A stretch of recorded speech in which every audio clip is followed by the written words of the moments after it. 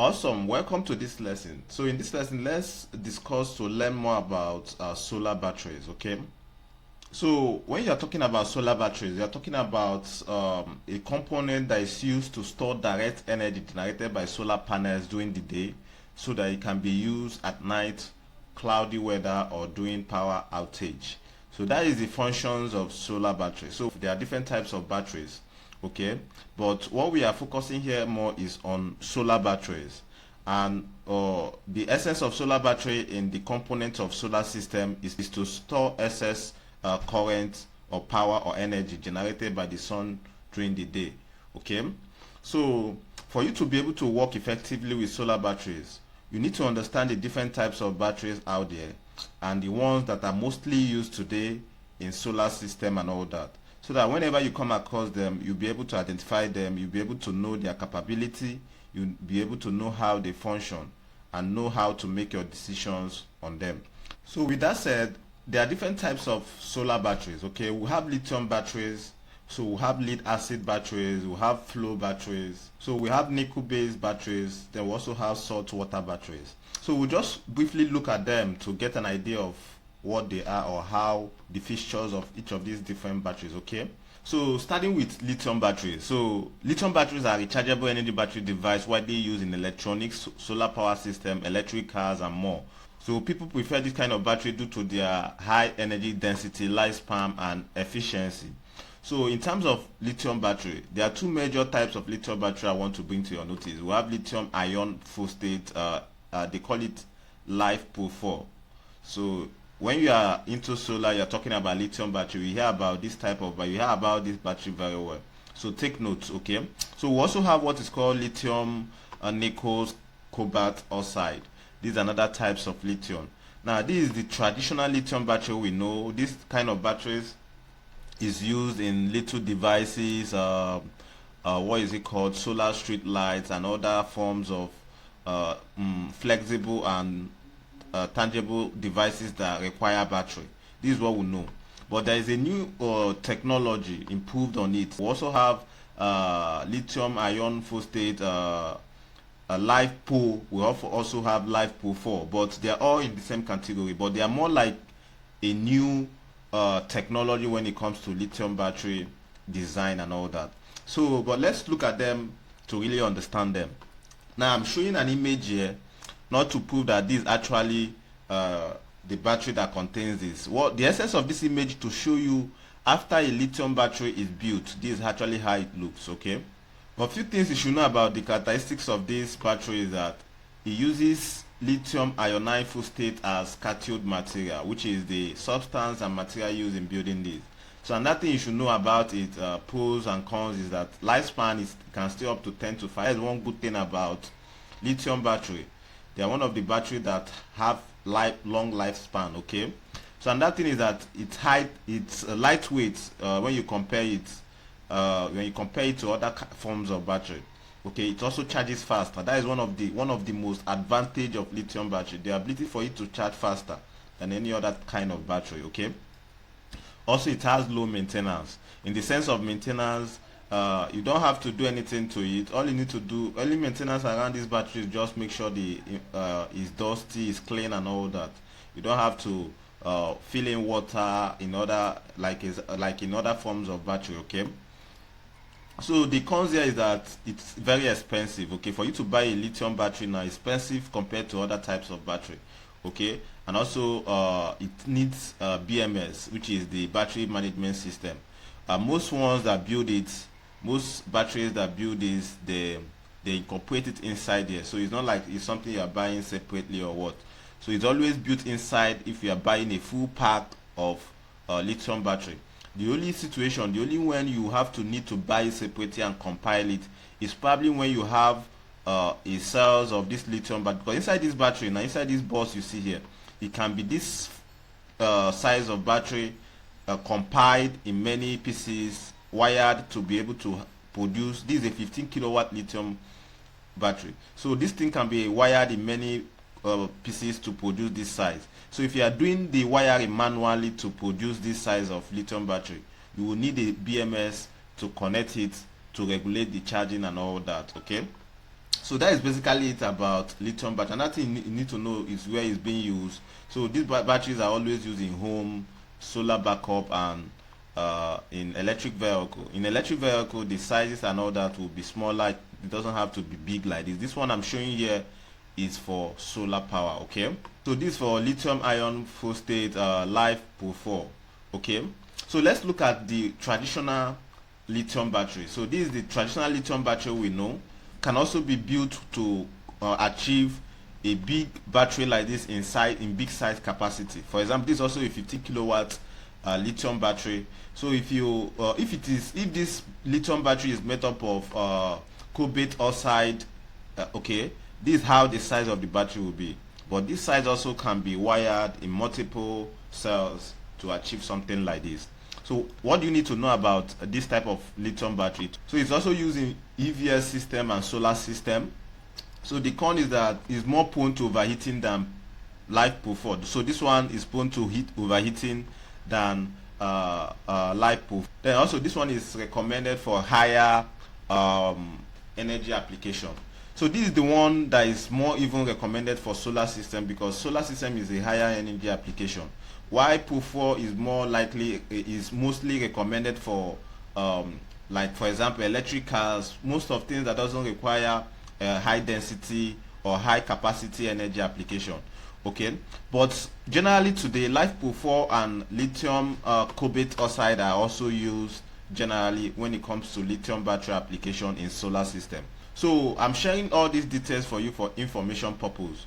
For you, whenever you are working with the batteries, any battery, the manufacturer has to specify. If it's not on the label or is not on the manual, you see its label on the body of the battery. You'll be able to know the particular types of battery you are using. Is it a LiFePO or just a lithium ion battery that like this? So when you talk about the comparison, you see the ingredients of what is used to make any of these battery.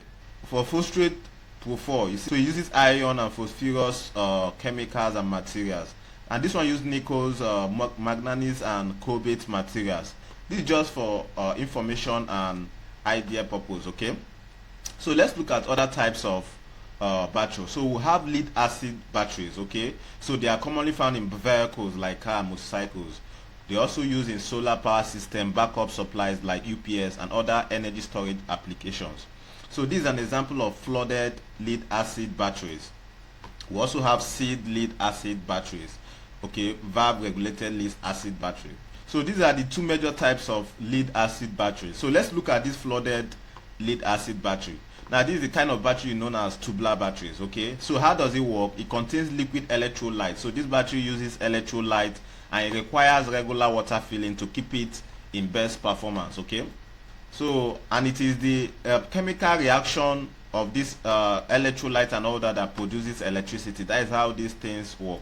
So the advantage of this battery is that it's low cost, it's less expensive.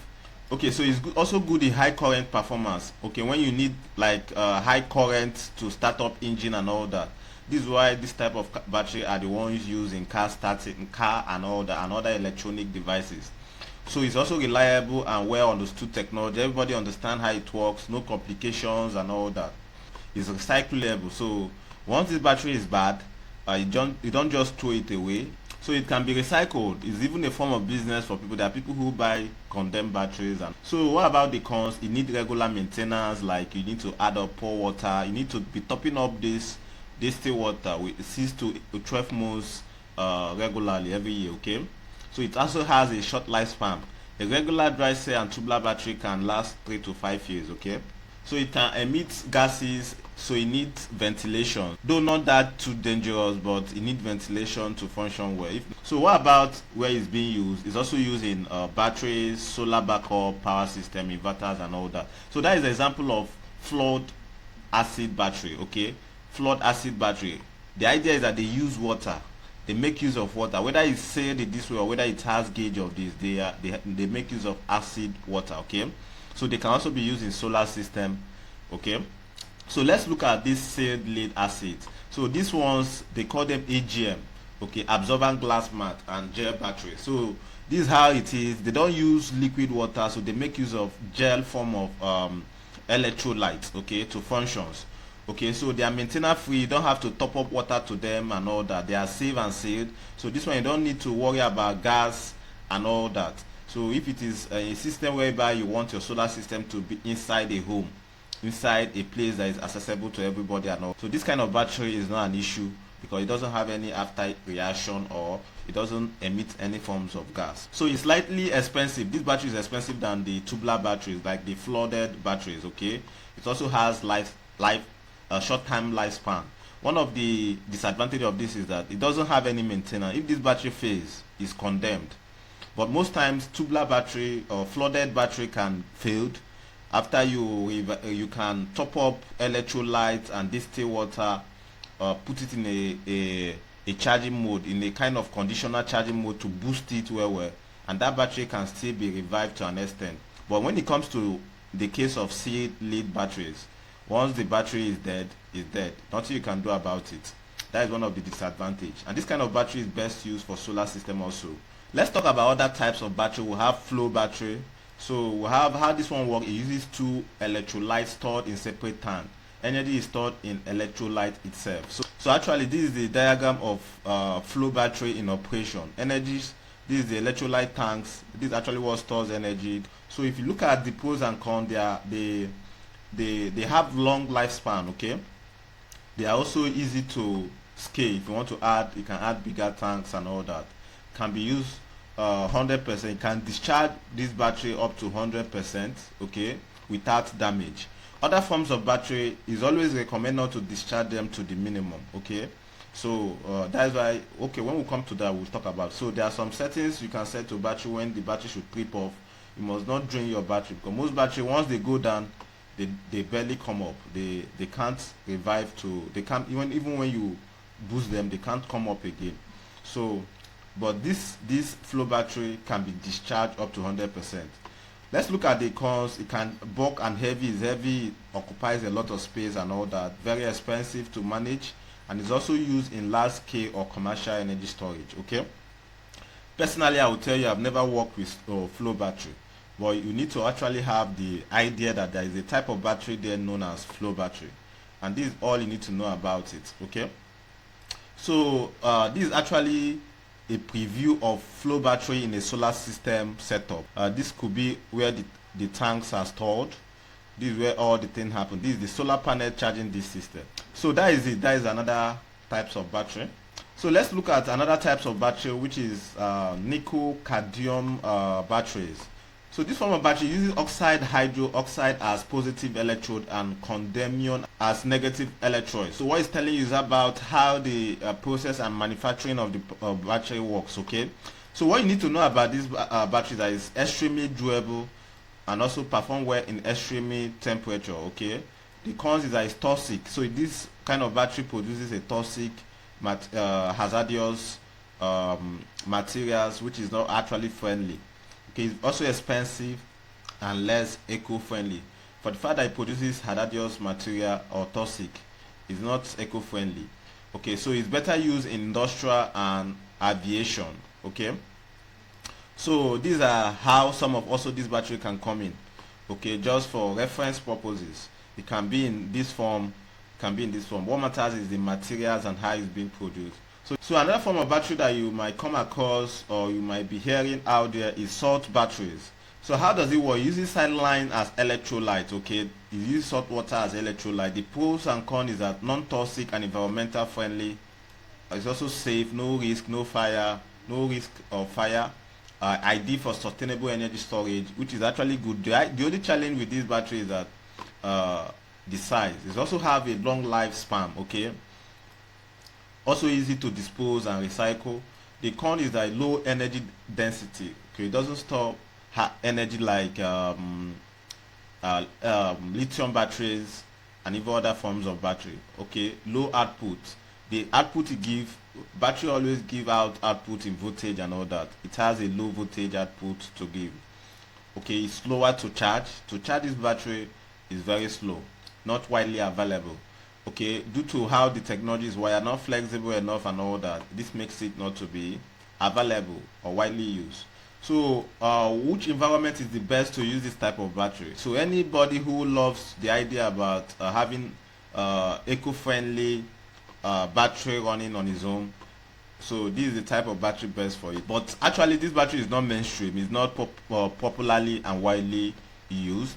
People today are looking for, even though it's something that is very tiny but can perform wonders. That is actually what people are ready to go for. So this battery, even though it's eco-friendly and all that, performance is not in the same level with other types of battery we have mentioned. Okay. So basically that is it about batteries, and I want to let you know that in this course, in this solar training we are going to be doing, I will gladly honestly tell you that I've not even worked with salt battery before. So the main batteries that we are going to be working with in this solar training is lithium battery. So this battery you see here is also called dry cell. So we'll be working with this type of battery. We'll also be working with flooded battery, which is tubular battery. So basically that is it about solar batteries. Okay, so also if something is not clear with you on this lesson, you can feel free to ask your question, but I want you to take time to go through these different types of battery. Mostly pay attention to the 3 types of battery we mentioned earlier: lithium battery, these seed lead batteries, and also flooded battery. Okay, I will see you in the next one.